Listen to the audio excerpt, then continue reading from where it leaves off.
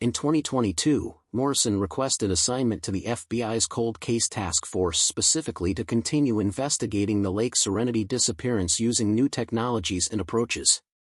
His supervisors approved the transfer, recognizing that Morrison's emotional investment in the case made him the ideal agent to pursue long-term investigation strategies. Morrison told supervisors that these 8 students deserved someone who wouldn't give up, Agent Foster recalled. He said he owed it to their families to exhaust every possible avenue for finding answers. Nobody questioned his commitment. The case remained Morrison's primary focus throughout 2023. He used advanced forensic techniques to re-examine evidence from the cabin, looking for DNA traces that might have been missed by earlier analysis. He collaborated with behavioral analysts to develop new theories about what might have happened to 8 people simultaneously. He even consulted with psychics and paranormal investigators, exploring possibilities that more conventional investigators would dismiss as unscientific. Morrison's persistence impressed everyone who worked with him. He had become the public face of the Lake Serenity investigation, the agent families called when they needed updates, the investigator who testified at congressional hearings about improving resources for missing persons cases. But Morrison's dedication masked a horrifying secret that wouldn't be discovered until Agent Foster made a routine discovery in early 2024. Foster had been assigned to investigate financial irregularities at a remote FBI evidence storage facility in Colorado. The facility housed evidence from cold cases, organized crime investigations, and classified operations dating back decades. The audit was routine maintenance, checking that evidence was properly cataloged and secured according to federal standards. During her audit, Foster discovered that someone had been accessing evidence storage areas without proper authorization. Security logs showed after-hours entry to sections containing items from multiple missing persons cases, including the Lake Serenity investigation. Initially, Foster assumed Morrison had been conducting authorized research using his cold case assignment credentials. Morrison was known for his thorough approach and willingness to re-examine evidence using new techniques. His access to cold case evidence was part of his official assignment. But when Foster checked with supervisors to confirm Morrison's access permissions, she learned that his credentials didn't include authorization for the specific storage areas where unauthorized activity had occurred. The security breaches were happening in high-security sections reserved for ongoing investigations, not closed cases that had been transferred to cold case status. Foster began investigating the security breaches more thoroughly, assuming she would find administrative errors in Morrison's access permissions. What she found instead launched the most shocking internal investigation in FBI history. Security camera footage revealed that Morrison had been accessing Lake Serenity evidence storage multiple times per month for over 3 years. But the video recordings showed he wasn't examining evidence to advance the investigation. He was removing items and never returning them to their proper storage locations. Foster tracked down the missing evidence and discovered Morrison had been systematically taking personal belongings that had belonged to the 8 missing students. Jewelry, clothing items, personal photographs, and electronic devices had all been removed from official evidence storage over an extended period. The discovery suggested Morrison might be suffering from some kind of psychological breakdown related to his obsession with the case. Foster approached Morrison's supervisor to discuss psychological evaluation and treatment options, assuming her colleague was experiencing trauma-related symptoms that were affecting his judgment. But when Foster examined Morrison's apartment under search warrant, she found something that shattered every assumption about the Lake Serenity case and about the man she had trusted as a partner for 5 years. Morrison had been keeping the stolen evidence in a secret room he had constructed in his basement. The space was accessed through a concealed door behind his water heater, leading to a soundproof chamber that had been professionally constructed with proper ventilation and lighting systems. But the stolen items weren't just stored in the secret room. They were displayed like a museum exhibit, carefully arranged on tables and shelves with handwritten labels providing personal information about each missing student. Sarah Chen's medical textbook sat open to pages she had highlighted. Jennifer Lopez's psychology notes were displayed with Morrison's own annotations. David Kim's computer equipment was arranged as if it were still being used. More horrifying was what else Foster found in Morrison's secret room. Photographs. Hundreds of them, showing the 8 missing students in locations that definitely weren't Lake Serenity cabin. The pictures appeared to have been taken over several months, documenting the students in what looked like some kind of confined space with concrete walls, minimal lighting, and industrial ventilation systems. The photographs showed the students' gradual deterioration from healthy college seniors to emaciated, terrified prisoners. Early images showed them arguing with someone off camera, demanding explanations, and trying to maintain their composure. Later pictures revealed resignation, despair, and the psychological breakdown that comes from extended captivity without hope of rescue. Agent Foster realized she was looking at evidence that the 8 students hadn't disappeared from Lake Serenity cabin in a single mysterious event. They had been taken somewhere else and held for months while undergoing systematic psychological and physical abuse before finally being killed. And the person who had taken them was the same FBI agent who had been leading their investigation, comforting their families, and presenting himself as their greatest advocate for 5 years. Foster immediately contacted FBI Internal Affairs and the Department of Justice Inspector General. Within hours, Morrison was under surveillance while investigators worked to understand the full scope of his crimes and ensure he didn't destroy additional evidence or flee the jurisdiction. Additional evidence found in Morrison's basement revealed the complete timeline of his deception. Agent Morrison became obsessed with the case in a way that went far beyond normal professional dedication. He spent countless overtime hours reviewing evidence, re-interviewing witnesses, and exploring every possible theory.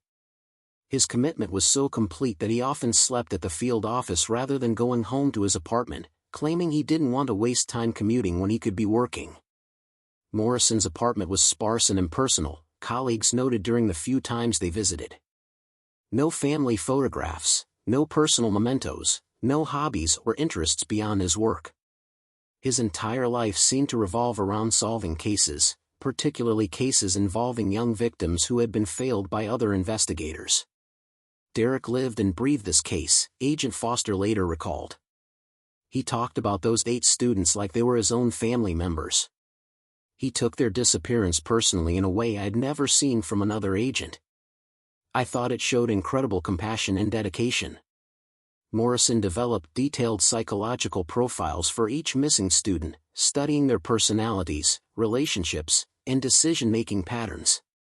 He created elaborate timeline charts mapping every detail of their final weekend, looking for patterns or inconsistencies that might reveal what had happened. He visited the cabin repeatedly, walking through different scenarios and testing theories about how 8 people could vanish from a locked building. Morrison's dedication impressed his supervisors and the families involved. He attended every family meeting, provided personal updates on investigation progress, and promised relatives that he would never stop looking for their children. His commitment provided comfort to families who felt overwhelmed by a system that seemed to move too slowly and give up too easily when cases became complex. Agent Morrison was different from other law enforcement officers we met, said Margaret Chen, Sarah's mother. He seemed to understand that these weren't just missing person statistics.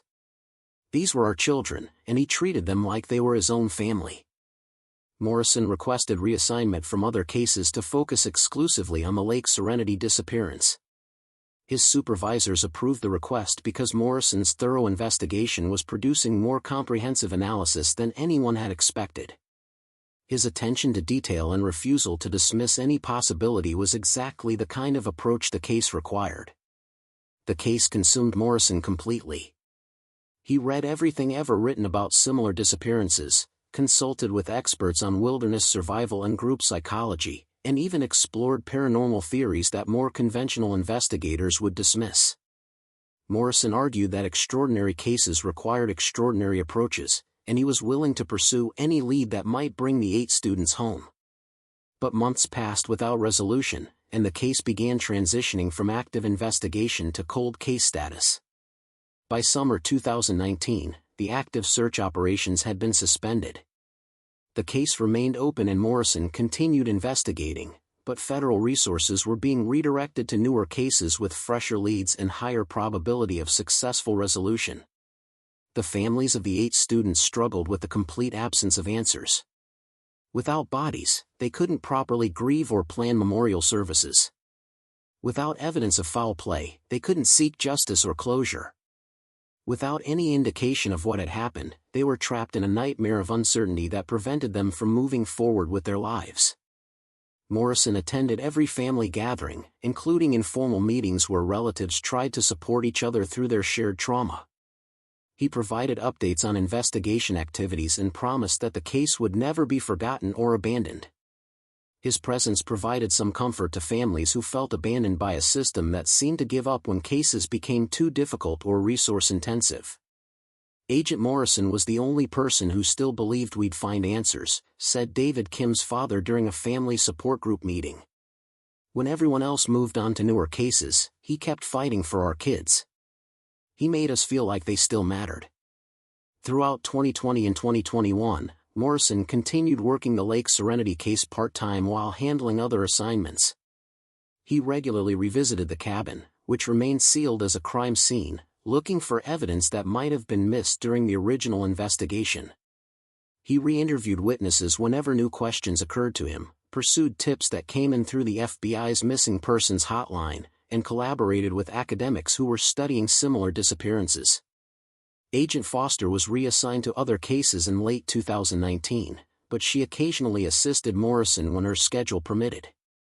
She noticed that Morrison's dedication to the Lake Serenity case had become almost obsessive, but she attributed this to his genuine commitment to finding the missing students rather than any unhealthy fixation.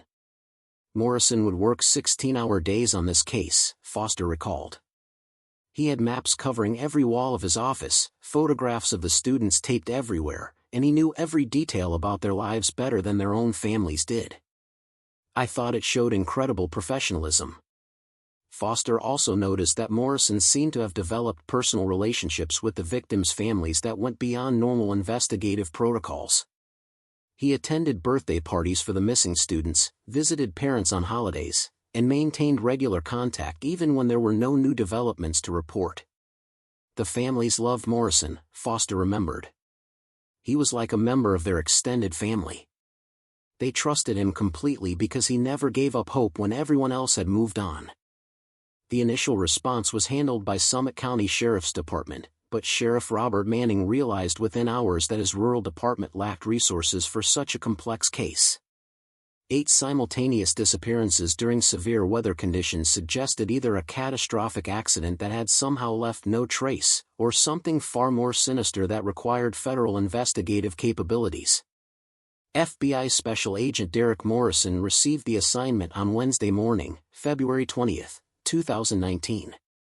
At 38 years old, Morrison had 12 years of federal law enforcement experience specializing in missing persons and violent crimes involving young victims. His personnel file showed an impressive track record of solved cases, commendations from supervisors, and gratitude letters from families whose lives he had helped rebuild after tragedy. Morrison appeared to be everything the Bureau wanted in an agent handling sensitive cases involving missing young people. He was methodical in his approach, compassionate in his interactions with families, and relentless in pursuing leads that other investigators might abandon as too time-consuming or unlikely to produce results. Morrison's first partner on the case was Special Agent Rebecca Foster, a 34-year-old agent with expertise in forensic psychology and behavioral analysis. Foster had joined the Bureau 6 years earlier after completing her doctorate in psychology at Georgetown University, where she had specialized in studying the psychological profiles of criminals who targeted college-aged victims. Together, Morrison and Foster represented one of the Bureau's most effective investigative teams. Their complementary skills and approaches had resulted in successful resolution of dozens of cases involving missing persons, kidnapping, and violent crimes. Their supervisors considered them the ideal partnership for a case that would require both investigative persistence and sensitivity to the emotional needs of 8 families desperate for answers. When Morrison and Foster arrived at Lake Serenity Cabin on Wednesday afternoon, they found a scene that defied logical explanation. The front door was unlocked, but not in a way that suggested forced entry or hasty departure. All 8 students' personal belongings remained exactly where they should be if the students had simply stepped outside briefly and planned to return within minutes. The cabin showed no signs of struggle, violence, or disruption. Beds appeared slept in, with covers pulled up neatly as if students had made their beds before starting their day. Dishes from Sunday evening's dinner had been cleaned and put away properly. A partially completed jigsaw puzzle sat on the living room table with pieces sorted by color and edge pieces already assembled. Everything suggested normal activity that had been interrupted suddenly but not violently. 2 rental vehicles sat in the cabin's driveway with keys placed neatly on the kitchen counter. Gas tanks were full, tire chains were properly stored, and ski equipment remained mounted on roof racks as if the students had been planning to use it again. Groceries filled the refrigerator, including items with expiration dates suggesting the students had been planning to stay through Monday as scheduled. Personal items that students would never leave behind remained in their assigned bedrooms. Laptops contained recent activity including homework assignments being completed Sunday night. Wallets held cash, credit cards, and identification that would be essential for traveling home. Prescription medications sat in bathroom medicine cabinets, including daily medications that students would need within hours of missing doses. Cell phones were plugged into chargers beside beds, showing full battery power but no activity after Sunday evening. Morrison and Foster coordinated with local search and rescue teams, but the severe weather conditions that weekend had created impossible search circumstances. The blizzard that began Sunday night had continued through Monday morning, dumping 48 inches of fresh snow and creating whiteout conditions that grounded helicopter searches and made ground operations extremely dangerous. Heavy snowfall had covered any tracks or evidence that might have existed outside the cabin. The property's 50 acres included dense forest, steep terrain, and multiple ravines where people could become lost or injured. Avalanche risks throughout the region made helicopter searches dangerous even after weather conditions improved. Ground teams could only operate in limited areas near established trails, but those searches revealed no signs of the missing students.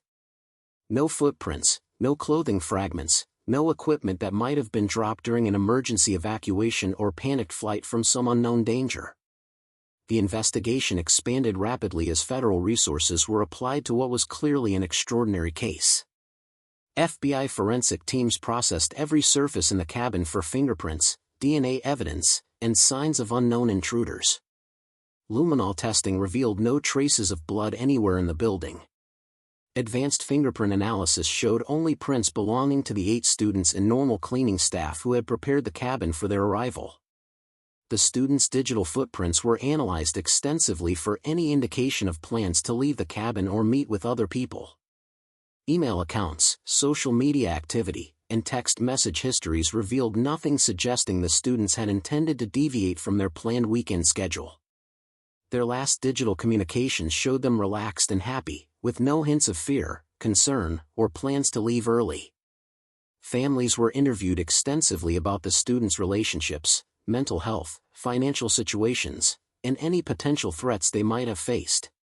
Parents, siblings, roommates, professors, employers, and romantic partners all provided consistent descriptions of 8 responsible, happy young people who had no reason to disappear voluntarily and no enemies who might wish them harm. Nothing produced actionable leads, but Morrison's response to the case impressed everyone who worked with him. Nobody suspected the hunter when he was part of the hunting party. For 5 years, FBI Special Agent Derek Morrison helped investigate the disappearance of 8 college students from a remote cabin. In 2024, when his own partner finally uncovered the truth, the revelation shattered everything they believed about trust, justice, and the monsters hiding behind badges. Before we start, hit subscribe to uncover the stories they tried to bury and ensure no corruption stays hidden. The snow fell thick and silent over Lake Serenity on the night 8 college students vanished without a trace. Even now, 5 years later, the crime scene photos still haunted everyone who had worked the case. Room after room of a luxury mountain cabin, personal belongings left behind, meals half-eaten on the kitchen table, textbooks open as if students had just stepped away for a moment. No signs of struggle, no indication of where 8 healthy young adults could have disappeared to in the middle of a Colorado blizzard that would dump 4 feet of snow before dawn. February 2019 was supposed to be the perfect winter retreat for 8 seniors from Denver University. They had rented the isolated Lake Serenity cabin for President's Day weekend, planning 3 days of skiing, hiking, and celebrating their approaching graduation in May. These weren't reckless partygoers looking to drink and cause trouble, but responsible students who had maintained honor roll status throughout their academic careers and carefully planned every detail of their trip months in advance. The group represented some of the university's brightest prospects, young people whose futures seemed limitless. Pre-med student Sarah Chen was heading to Johns Hopkins University for her internal medicine residency, having scored in the top 5% on her MCAT exams. Engineering major Marcus Williams had already accepted a prestigious position with NASA's Propulsion Systems Division, where his undergraduate thesis on alternative fuel systems had caught the attention of senior researchers. Psychology student Jennifer Lopez planned to pursue her doctorate in criminal behavior analysis at the FBI's preferred academic partner programs, with dreams of joining the Bureau's behavioral analysis unit. Computer science prodigy David Kim had developed encryption software that was already being licensed by major tech companies, making him financially independent before graduation. Art student Emma Rodriguez had sold paintings to galleries across 3 states and had been offered a teaching position at a prestigious private academy. Business major Tyler Martinez was launching his own startup company focused on sustainable packaging solutions, with backing from 2 venture capital firms. English literature student Ashley Thompson had been accepted to graduate programs at Yale, Harvard, and Columbia, with full fellowship offers from each institution. Finally, environmental science student Kevin Park was committed to environmental protection work with the National Park Service, having already completed internships at Yellowstone and Grand Canyon. They had been friends since freshman orientation, thrown together as dormitory neighbors who discovered they shared similar values of academic excellence, outdoor adventure, and genuine care for each other's success. Over 4 years, they had become more than classmates or casual friends. They were chosen family who supported each other through academic stress, relationship challenges, family problems, and all the typical struggles of college life. The Lake Serenity cabin rental had been Sarah's idea. As the group's natural organizer, she had researched dozens of properties before finding the perfect location, isolated enough for privacy and relaxation, but equipped with modern amenities and safety features. The cabin sat on 50 acres of private land, accessible only by a single mountain road that was regularly maintained by the rental company. Cell phone coverage was limited, but the property included a landline telephone for emergencies and satellite internet for anyone who needed to complete assignments during the weekend. They had arrived at the cabin Friday afternoon, February 15th, in 2 rental vehicles packed with ski equipment, groceries carefully selected to accommodate various dietary restrictions, and textbooks for the studying they planned to squeeze in between recreational activities. The cabin's isolation was part of its appeal: no social media distractions, no campus drama, just pristine wilderness and quality time together before their lives scattered in different directions after graduation. Friday evening had been perfect according to the evidence investigators later discovered. The students had prepared dinner together, played board games, and spent hours talking about their post-graduation plans. Text messages sent to various family members throughout the evening showed them relaxed and happy, exactly what parents hope to see from their children during a well-deserved break from academic pressure. Saturday's activities had included skiing at a nearby resort, shopping in the small mountain town for additional supplies, and an early evening hike around the frozen lake behind the cabin. Digital photographs on their cameras and phones documented a group of young people genuinely enjoying themselves, building snowmen, having snowball fights, and creating memories they expected to treasure for decades. Sunday had been planned as a relaxing day at the cabin before their Monday afternoon departure. The last text message sent by any group member was Ashley's Sunday evening message to her parents: "Perfect weekend. Studying by the fireplace. See you tomorrow night. Love you." The first sign something was wrong came Monday evening when none of the students returned to campus as scheduled. Jennifer Lopez was supposed to meet with her faculty advisor at 4 p.m. to discuss graduate school applications. When she failed to appear without explanation, Professor Margaret Hayes became concerned. Jennifer had never missed an appointment in 4 years and was obsessively reliable about communication. By Tuesday morning, concerned roommates and professors were calling families, who immediately contacted law enforcement. Sarah Chen's parents drove straight from Denver to the university, arriving on campus as police were beginning to piece together that all 8 missing students had been together at Lake Serenity Cabin. What they hadn't recognized was that Morrison's apparent dedication masked predatory behavior that had been escalating over years of federal law enforcement work. His access to victim information, his authority to conduct unsupervised investigations, and his ability to gain trust from families had created perfect conditions for predatory behavior. Morrison's secret rural property was excavated extensively using ground-penetrating radar and cadaver dogs. The search revealed the remains of all 8 missing students, along with evidence suggesting Morrison had been using his FBI position to identify and stalk potential victims for several years before the Lake Serenity abductions. The case prompted comprehensive reviews of FBI background screening, psychological evaluation, and internal oversight procedures. Morrison had passed every standard evaluation throughout his career while developing into one of the most manipulative predators in federal law enforcement history. During extensive questioning by federal investigators, Morrison showed no remorse for his crimes. He described the 8 students as research subjects and claimed his experiments had provided valuable insights into human behavior under extreme stress conditions. They served a greater purpose, Morrison told interrogators with apparent sincerity. Their sacrifice advanced our understanding of psychological resilience and group dynamics in crisis situations. The data I collected will help law enforcement agencies better understand victim behavior.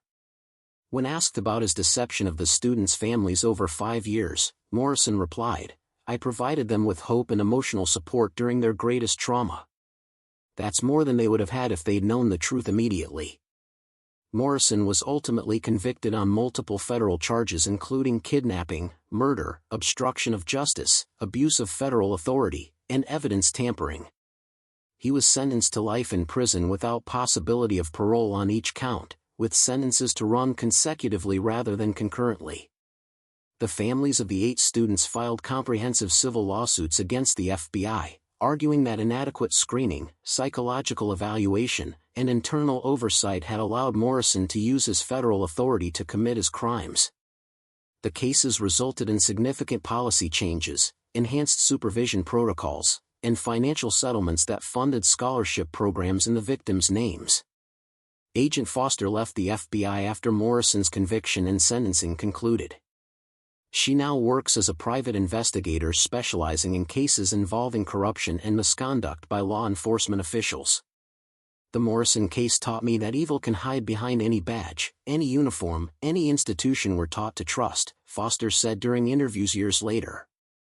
We have to be vigilant about protecting people not just from criminals, but from the people we entrust to fight criminals. The Lake Serenity cabin was demolished by court order and the land was donated to the state of Colorado to create a memorial preserve honoring the 8 victims.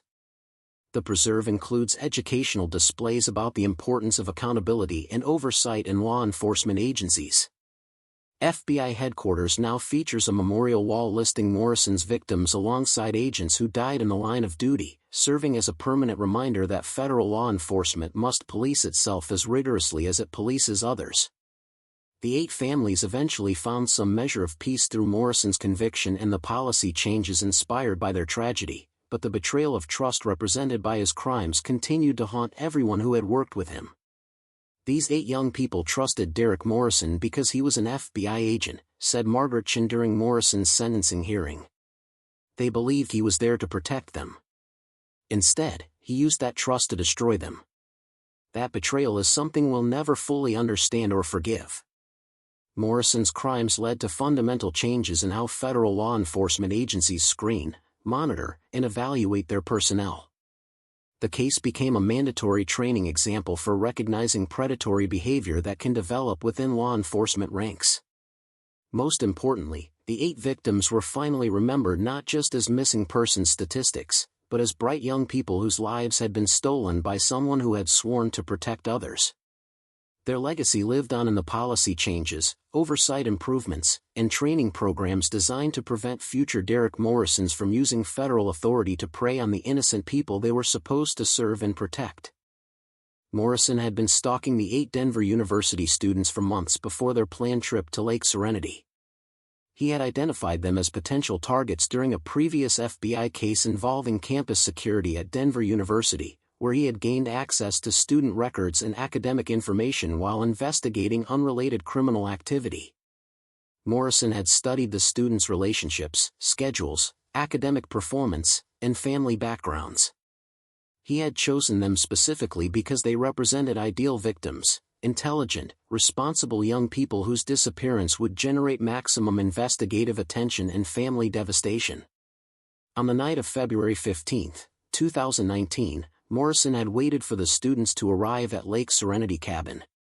Using his federal credentials and claiming to be conducting a security check related to recent break-ins in the area, he had gained entry to the cabin and convinced the students to cooperate with what he described as a routine safety procedure. Morrison had used a combination of lies, manipulation, and implied federal authority to convince the 8 students to leave the cabin voluntarily with him. He had told them about immediate safety threats in the area, suggested they needed to be evacuated temporarily for their own protection, and used his FBI credentials to establish trust and compliance. The students had been transported to a concealed detention facility Morrison had constructed on rural property he owned under a false identity. The facility was designed specifically for long-term captivity, with soundproofing, security systems, life support capabilities, and monitoring equipment that allowed Morrison to document his victims' psychological deterioration. Morrison had kept the 8 students in prison for 7 months, from February 2019 through September 2019, documenting their psychological deterioration through photography while conducting what he described in his notes as behavioral research on group dynamics under extreme stress. The students had been forced to participate in Morrison's experiments, which involved isolation, sleep deprivation, limited food, and psychological manipulation designed to break down their individual personalities and group cohesion. Morrison had been testing theories about how intelligent, educated young people would respond to systematic dehumanization. When the students had become too physically weak to provide useful data for his experiments, Morrison had killed them and disposed of their bodies in remote locations across 3 states, using his federal law enforcement knowledge to avoid detection. Throughout this entire period, Morrison had been leading the official FBI investigation into their disappearance, attending family meetings, providing comfort to parents, and presenting himself as their greatest hope for finding answers. The revelation destroyed Agent Foster's faith in everything she had believed about her colleague and her profession. "I had worked alongside this man for 5 years," Foster later testified during congressional hearings about the case. "I trusted him completely. I considered him a friend and mentor. He attended the students' memorial services. He hugged their parents and promised to bring their children home. And all the time, he knew exactly where they were because he had killed them himself." Morrison's arrest triggered the largest internal investigation in FBI history. Every case he had worked was re-examined for evidence of other crimes or investigative misconduct. His activities were analyzed going back over his entire federal law enforcement career, looking for warning signs that had been missed or misinterpreted. The investigation revealed that Morrison had exhibited concerning behavior throughout his career, but his professional success and apparent dedication had masked warning signs that should have raised concerns about his psychological fitness for federal law enforcement. Performance evaluations consistently praised Morrison's commitment to cases involving young victims. Supervisors noted his exceptional emotional investment in missing persons investigations. Colleagues described him as someone who cared too much about his work and seemed to take cases personally in ways that went beyond normal professional dedication.